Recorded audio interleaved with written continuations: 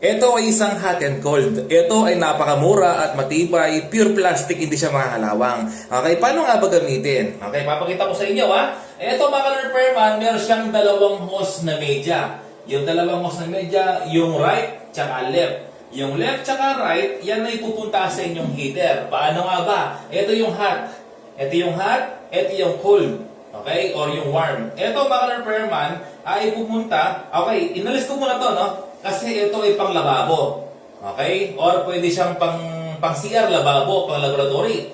Ito ay iniikot po dito yan at pinapasok ito sa ilalim para mag-lock. Okay? So, inalis ko muna para mas madali niyang maintindihan. Ito yung right, nakalagay na po dito sa ating example, no? Na angle bulb. Okay? Halimbawa, ito yung cold, ito yung hot. Ito yung hot, ito yung cold. Okay? Yung hot, ilalagay po natin. Pero bago yun, ipapakita ko sa inyo na palalabasin natin yung tubig ng cold. Dito po. Ito yung kanyang cold. Ayan, lumabas na. So kapag pinus mo ganito, mag-o-off yan. Kahit na ganito, mag-o-off yan. Kailangan yung open ay ilalabas mo pa ganon. Okay? Hindi gumana. Kasi hindi nakalagay yung kanyang hot supply. Okay? Ito yung kanyang cold. Lalabas po yung tubig. Ayan. Ito yung kanyang hot.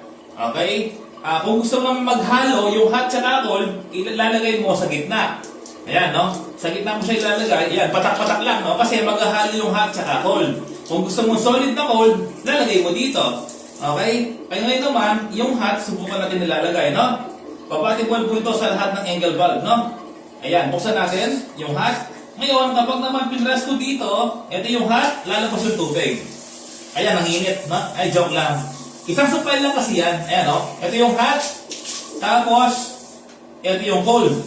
Kaya kung meron kang heater sa bahay po ninyo, sa shower, or sa lababo, pwede mong gamitin ito. Or kung wala kang heater, na kung meron lang sa inyo, cold lang, wala kang heater, pwede mong gamitin. Ito lang ilalagay mo, yung right, para cold ka lang.